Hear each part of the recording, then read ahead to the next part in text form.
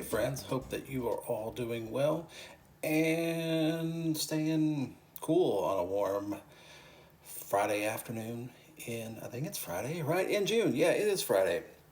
It's been a crazy week for me.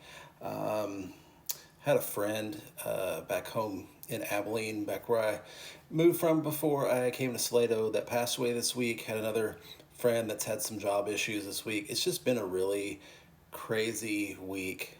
Um, and I hope that your week is doing better than mine because it's been a wild one. So today we are continuing our look at the Beatitudes, as some people call them, in Matthew 5. And today the one that we're looking at is probably one of the most famous ones. You may have heard it read some different ways because there's a lot of controversy over how to translate this particular verse and what it means. So we're in Matthew 5, and we're looking at verse 5. And in the CEB Bible, which is the one a lot of Methodists use, the verse says, "Happy are people who are humble, because they will inherit the earth."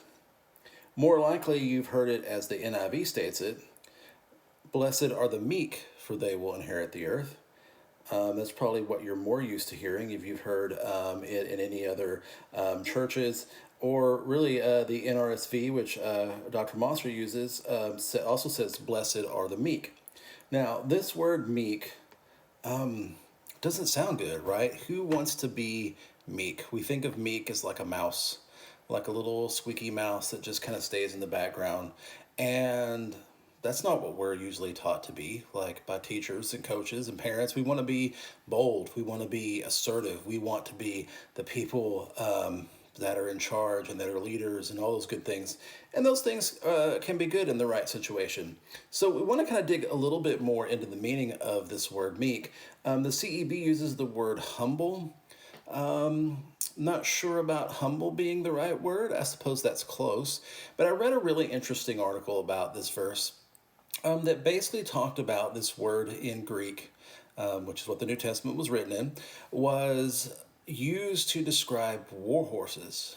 That when someone trained a war horse, it was said to be meat.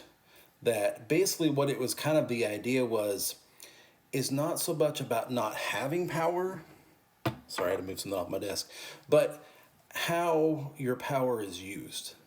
Is the power that you contain under control? Or is it out of control?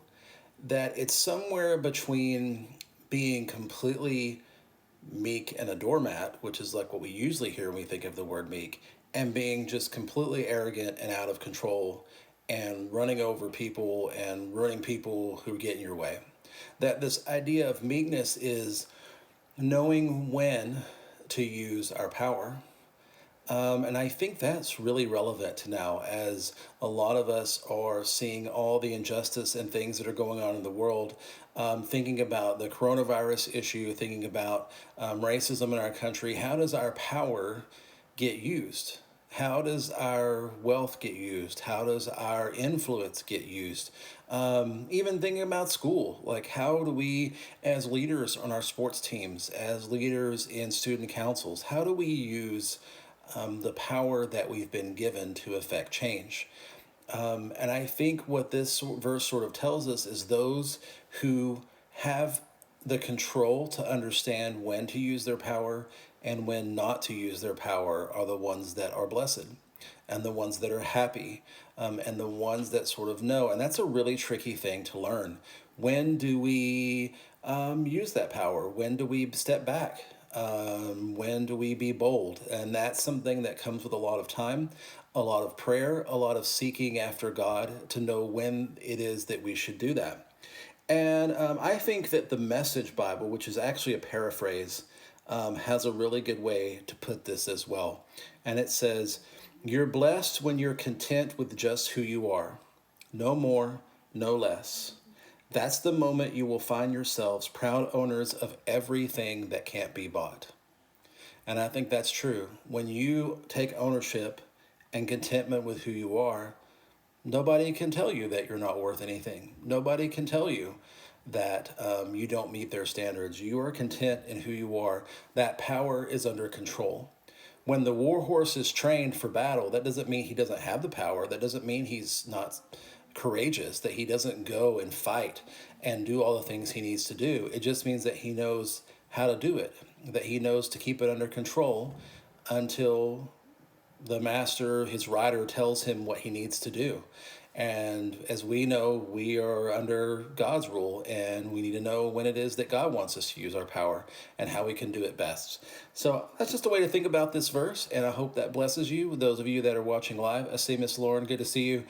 For those that are watching this later on Instagram, and I hope that that blesses you and kind of gives you some insight into this verse that's very popular, and maybe give you something to think about this coming week and school year. And I know I've got a lot to think about with this. Like, how do I do this? So thank you guys for joining. We will see you all soon. Love all of you. Bye.